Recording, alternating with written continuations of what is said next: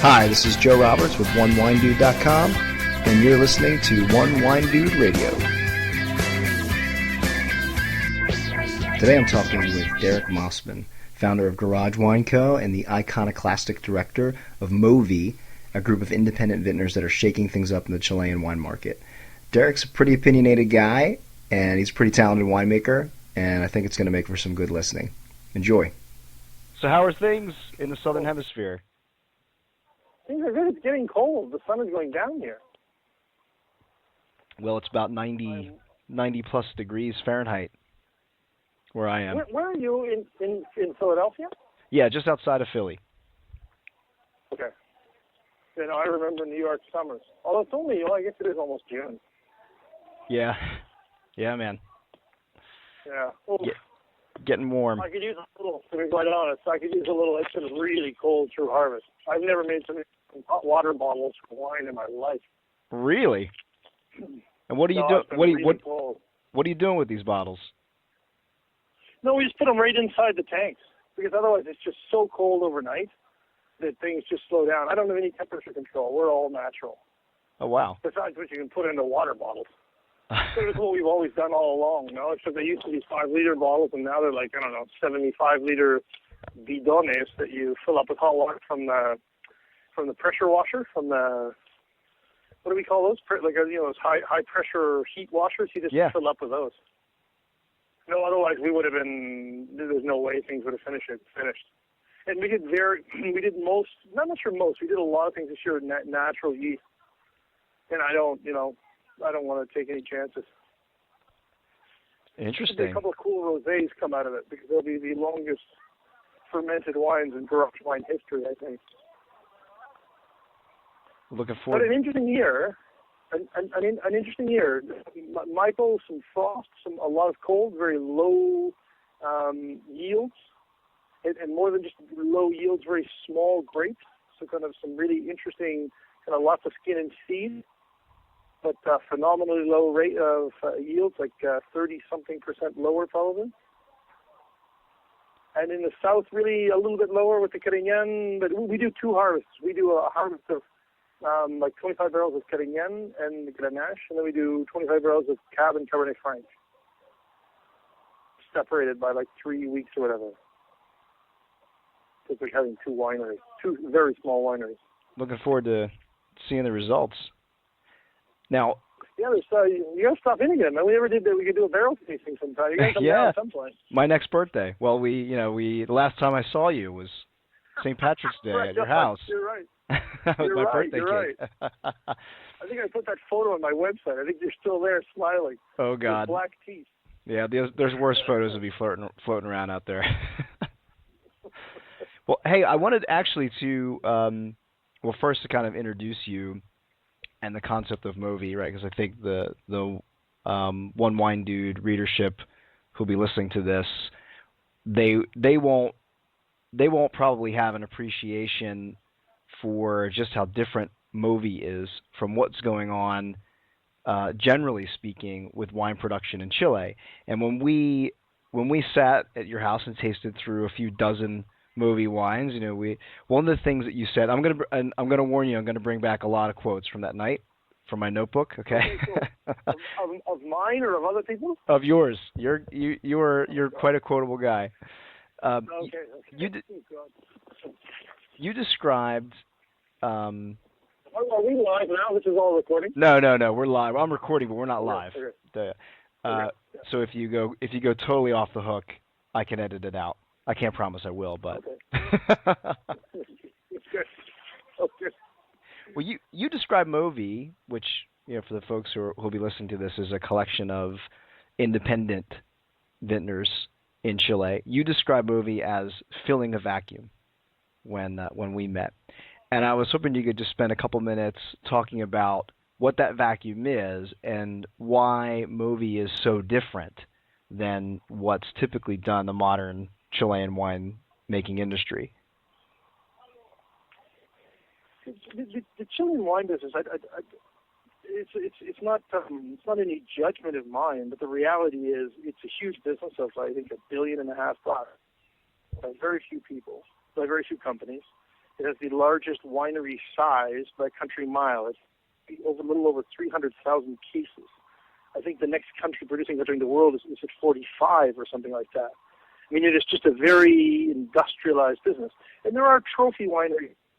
Chile has always been known for a great bottle of Cab for $10. And they've changed that reputation. You get into the ins and outs of Sauvignon Blanc and Syrah from the north. But I mean, it's always been very large players. And what MOVI is are smaller players. Some of them are a little bit bigger, but if they are a little bit bigger, they're people who are very personally involved. For me, MOVI isn't so much a size thing as it's Mauro von Siebenthal would make probably 75,000 bottles of wine, but he is a Swiss lawyer who went way off track and ended up making wine in Chile and will be personally offended if you try and ask him about his winemaker. He blends the wines. When we do MOVI events, you pour your own wines or another MOVI partner pours for you, but there's no, in Chile we say promotoras. There's no sending the blonde for marketing because there isn't a marketing department and there probably isn't a fluffy blonde working for the company. But I shouldn't be negative. I should try and be positive. We were 12 founders. We're now almost 20, and they are smaller. They're making very, how do you say, very volitional wines. People had an idea. There wasn't a great, how do you say, commercial future in it. They struck out to make it. What happened was, being once Canadian, I'm 20 years removed. I suppose I'm still Canadian, but I've been in Philly for almost 20 years. When this group started, I spoke of David and Goliath in terms that I understood them growing up in Canada. That, isn't it great when the underdog comes back? Isn't it great when a David gets a good run at the Goliath? But in Chile, here, like the system of oligopoly, where few companies dominate industries, it just runs, rampant all over everything. Wine, where you have very conservative, very kind of old worldly people who also have an overdeveloped sense of ownership. So in the end, you have a situation, and you have these small companies start out on this mission that we were the rebels, or we were considered crazy because we didn't, speak of just family tradition and just the purity of the water from the Andes, but we spoke about new things that were important to us in our personal projects. You realize there was just this, in Chile we say viento de popa, like tailwind. But we felt like we were just being surged along. And I think what I said in that quote that night was we really felt like there was this vacuum around it. People could imagine other wines from Chile, but they never had access to them. And when we presented them to the world there or with a couple of critics in New York a little more than a year ago, suddenly there was this, wow, we thought you guys existed and you finally come out of the woodwork sort of thing. And it was like filling a vacuum. It was almost easy in the beginning to gain notoriety for something from Chile. Chile deserves the notoriety, not necessarily the 12 of us, the grungy folks who began. Just there was a debt with the world as far as Chilean wine goes. We started making amends, I think. And one thing that we chatted about that night and has really stuck with me is that there seems to be I guess monopolistic approach is maybe too strong, but almost exclusivity approach between importers and producers, these very large producers in Chile, so that it's almost as if importers, instead of going off and finding wines that might meet a need that they have, something more unique they're looking for, a particular style or grape variety, the very large companies say, oh, you know what, we'll just make one, we'll create a line and make it for you.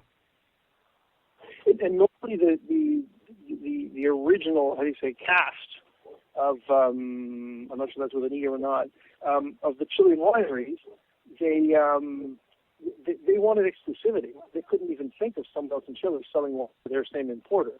Whereas MOVI, normally, I get going well with someone in Denmark, and he says, this has taken off. This is great. You suggest to me who else in MOVI could sell me wines because you don't make enough for me to move all I can move. So some of us, with 3 or 4 other MOVI partners, we share importers in the States, in the UK, in Denmark. And the other Chileans are just aghast at this. But then again, they were aghast when we shared tables at tastings, which we thought was great because in the end, we're all here. If I go to the John, then Francesco will present my wines. Yeah, and rising tide raises all boats kind of thing. Yeah, and it's funny because there's a certain associativity is a word. I'm translating back from Spanish now. There's a certain kind of that by how do you say, working in groups with synergies instead of competing with people. Weekonomics was a buzzword a few years ago. It's almost like a Weekonomics applied to the very small scale wineries in Chile. It's worked like a charm. And it's interesting because it's some of the wines we had that night.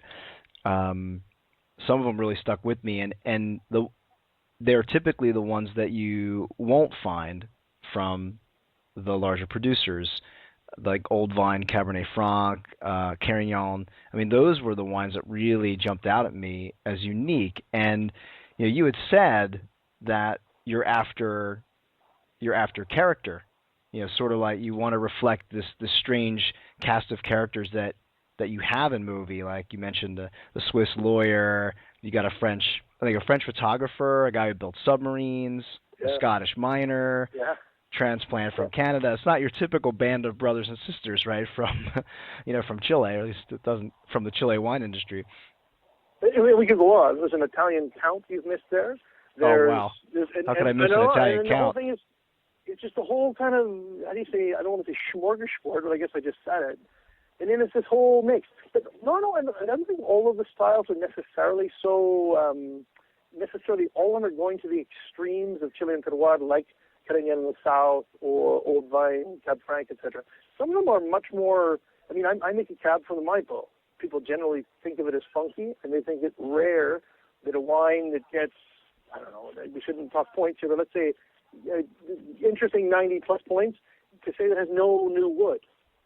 And that for them is somehow different, which I've never made wine with new barrels, so to me it's not that different. But there are more typical, I'm not going to say commercial, but I think some of them people would say, well, this is kind of like everything else from Chile, and yet it's a nice bottle of wine.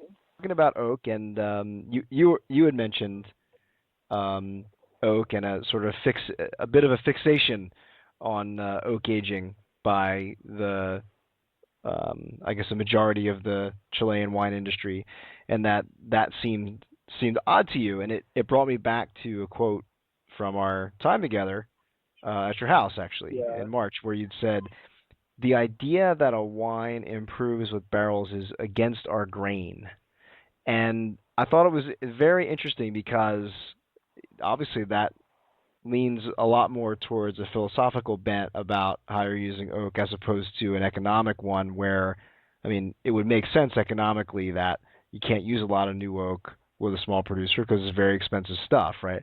But it sounds like you guys are saying, well, we wouldn't use that much anyway, right? We wouldn't. There's a couple of issues here. Well, one is economic, and the other is you unless you really, like, I don't know, want to make a completely oaky wine, you have to have enough barrels to have like a barrel program and rotate the oak through. Like when we literally began in the garage and there were 6 barrels. So if you had, I mean, the first year you bought 6 new barrels, I think a lot of new wineries, trophy wineries at least do. They buy all new barrels. And the wines are terrible for a few years because, number one, it's a new winery, so they're in a hurry to sell the wine, so they don't actually give it the time in the barrel either. I'm not against oak, that said. I just think there's just too many wineries trying to earn their stripes by over-oaking things, and that somehow, I don't know, makes the wines better because, look, they're just like the ones, I don't know, from Napa or wherever. So yeah, it's not just Chile. Expensive ones. No, and normally they have the expensive ones, the Civil Moreau, whatever, the chateau with the plaque of wood across the front so the tourists can see them. And to me, that's just bogus. To me, in the end, if you're a young winery, you should be getting to know your fruit, and we should be thinking about getting to know your fruit for 10 years. So if you're just cloaking it in oak every year, it's going to take you a couple of decades to get to know what your fruit's like.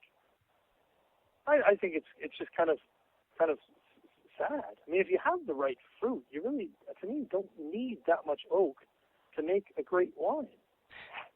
Yeah. I've just tried too many great wines in my life that stick out in my memory, and I've tried too many wines that are like, I'm going to call them wannabes, because they're trying to climb up the scale, right? They want to try, we made a $20 wine last year, now we want to make a $30 wine, let's give it more oak. And in the end, no. like not.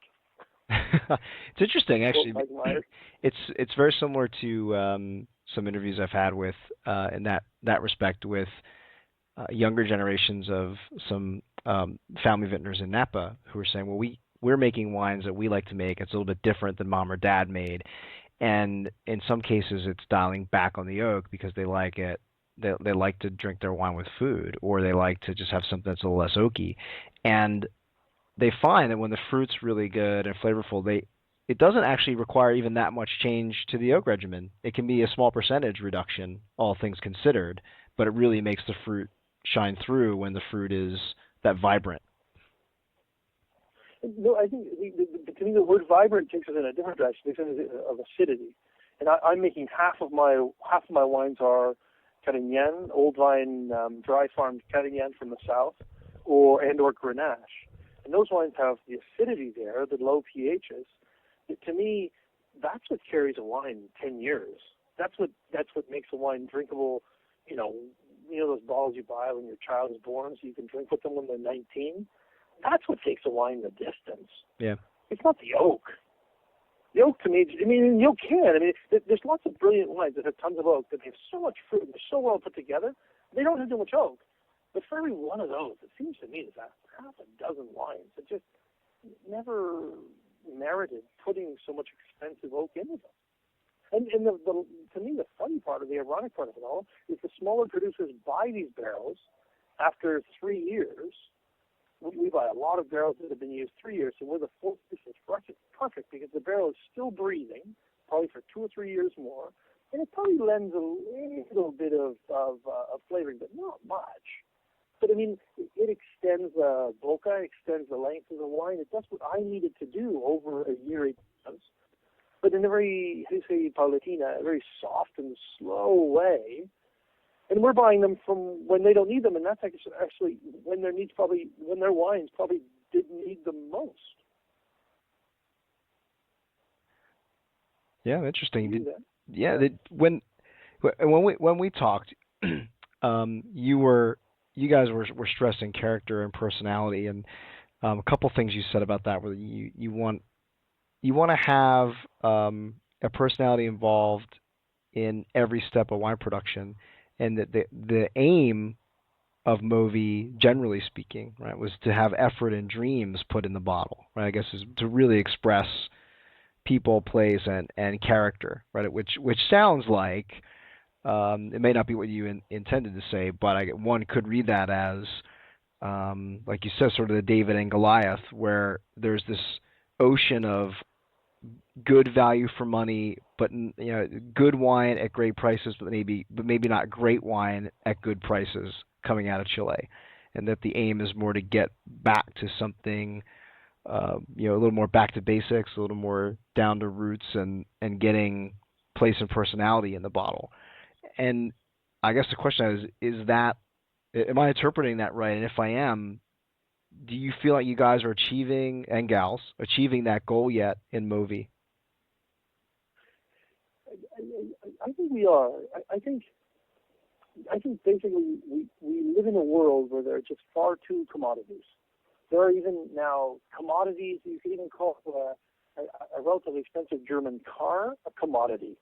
And our lives are positively affected by commodities.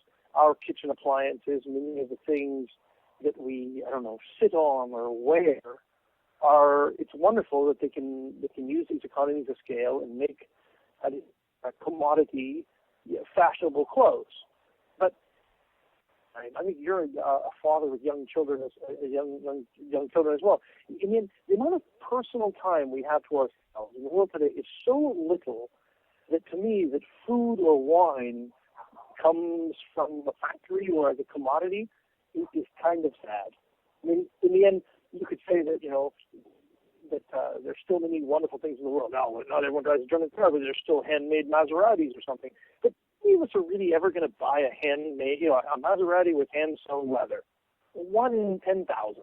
But just about all of us can stretch to afford a $25, $35, $40 Pinot Noir to share for the couple of hours we have on a Friday evening with our best friends and their kids.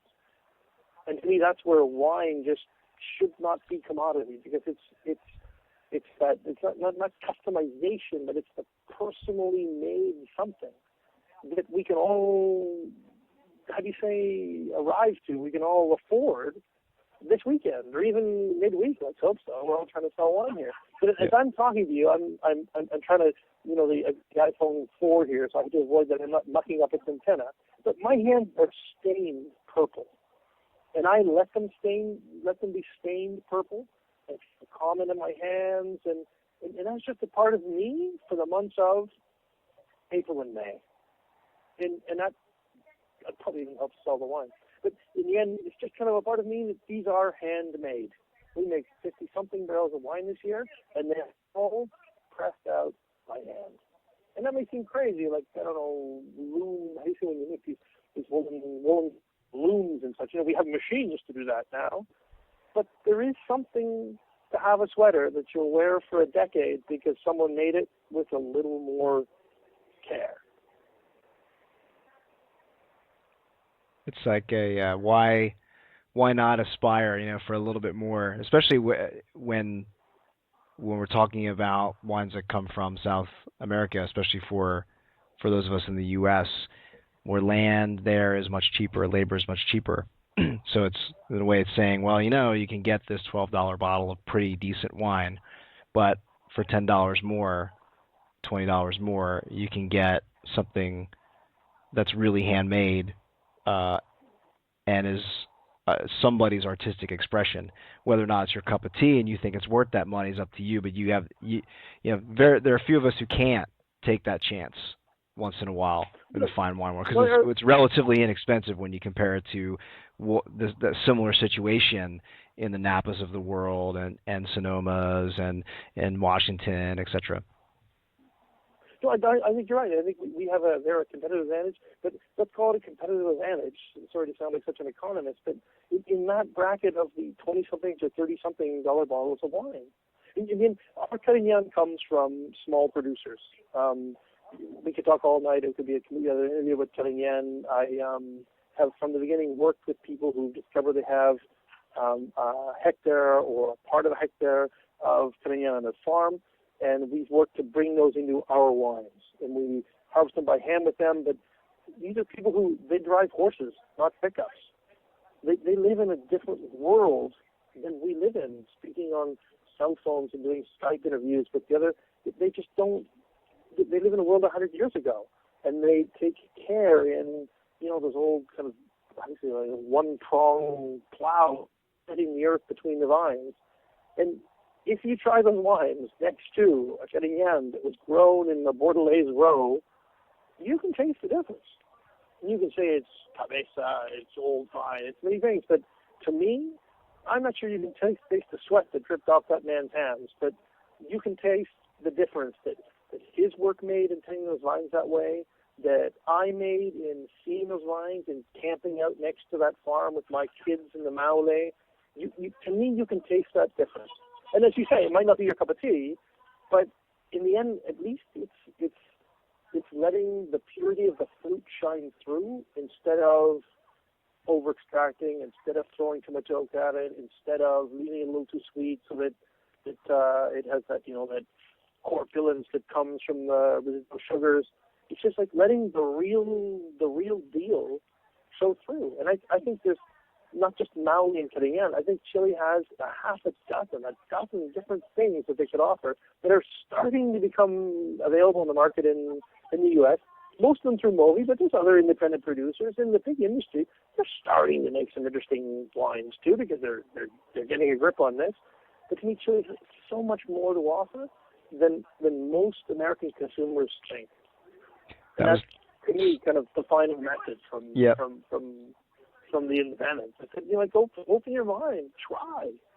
Certainly evident from my trip, and especially in tasting a lot of the stuff that you guys had to pour from MOVI there at your house. And I'd agree. I think as I taste more and more wines, I find myself in situations where more and more I'm longing for wines that feel like one of the requirements was that a drop of just a little drop of somebody's soul had to go in there before the cork got popped in.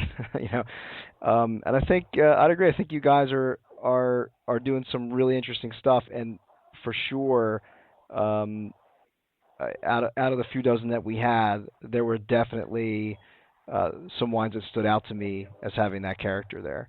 Hey, and Derek, before I let you go, I'd like to know, just generally speaking, that you guys in MOVI have had a lot of good press recently, and I'm just wondering kind of what's next. Now you've got, I think you had one of your guys interviewed in CNN, and you had I think So Many Journal did an article on you guys. I'm sort of seeing it, people pop up from MOVI kind of all over the place, and that's pretty cool. Are there plans to, like, what's next? Like, are you going to capitalize on that spotlight a little bit? Is there something in the works we should be looking out for? What we're trying to do is to gather more independents in Chile.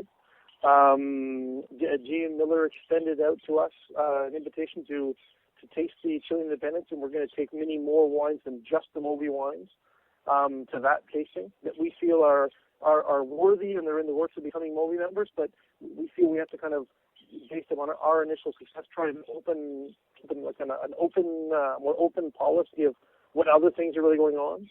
Some of us are involved in a group called the Viñadores de Cariñán, which is actually a group of the small and the large who are producing Cariñán from the south, from Maule, which I think will make some very interesting drinking in a few years more. We're going to come together and produce wines I can't really talk about it a lot yet because it's really not all official yet, but we will be selling wine under a stronger kind of DO orientation, like the Italians would with a Barbero, Barbaresco, things like that, which I think will also be very new to Chile. But in MOVI, what we're trying to do is to complement the larger industry, to try and, how do you say, I don't want to use the word diversify because to me that's the word the big use. That diversification to me means a lack of decision. We think we are a veritable part of the mosaic of Chilean wine, and we think that Chile itself is a broader and more dynamic mosaic than most people give it credit for. I think we need people to try to to go out on a limb more with a more expensive bottle of Chilean wine, to travel to Chile, and to give us a chance, because it really meant that we were pigeonholed, and there's so much more going on and so much more to offer in these times. I sounded very promotional. No, I think it's good. I mean, there you have it. It's another side of Chile, and it's one of the reasons I wanted to talk with you and highlight this, because I think even though you guys have gotten some good press, there's still, for most people out there, especially in the U.S., drinking South American wines and Chilean wines in particular, I don't think they really have a view to what's going on with MOVI and the unique role that MOVI wines are playing in the Chilean wine market. And I think it's great, and I wanted to highlight it. So I really want to thank you for chatting with me today, especially putting up with the technical difficulties. No worries. No worries. I really do hope we can taste again one day in a year's time, in 2 years' time. I hope it's sooner than that. Yeah, no, but I think you will see change. I think a year ago when I first was when the MOVI people would all put $100 in a hat so I could go to a fair in London, and I flew. I think it was cheaper to fly through New York, so I met a couple of critics in New York. I think the difference over that year and a bit has been quite interesting, and I am fascinated to see what we can do, what all of us, the entire industry, can do in another year more, because Chile is it's a hard nut to crack. There's just so many different things to do with wine here. Our neighbors had it easy because they did Malbec, and it's just with an instant hit, and it's so enjoyable. But really, Chile is much harder because it's just so many variations on the theme. Yeah, as I like to tell people, it's not just the fact that very long country, not very wide. You do get quite a bit of diversity, north to south. But it's actually, in terms of winemaking, it's more important is what's happening west to east. in Chile, and that makes a huge difference in the type, the type of wine that you can make. In different regions, you can get pockets of pretty hot areas, even in the south. No, and I think another thing that you will find from Chile in the near future is the recognition of mountain-grown wines.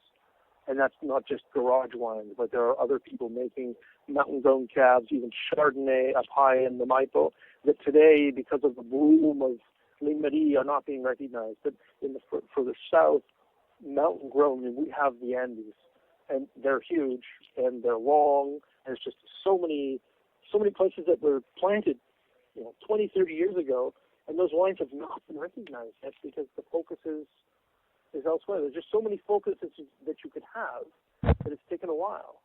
But where we are making our wines high in the Maipo, those wines are going to fly in these times. They're just slowly now being deciphered to be different and being recognized by certain critics. That mountain grown will be something else from Chile, and I don't think anyone's quite expecting. Based on what I've been tasting, I think you're right. Higher elevation, especially some of the dry farm stuff when it comes to reds, that combination was pretty magic when I was down there. I know you guys in MOVI have a few of those, a couple other areas. I think De Martino had a couple that I thought were exceptional. So I think there's just a ton of potential there for really characterful, unique wines. But like you said, people need to have their mind open to that.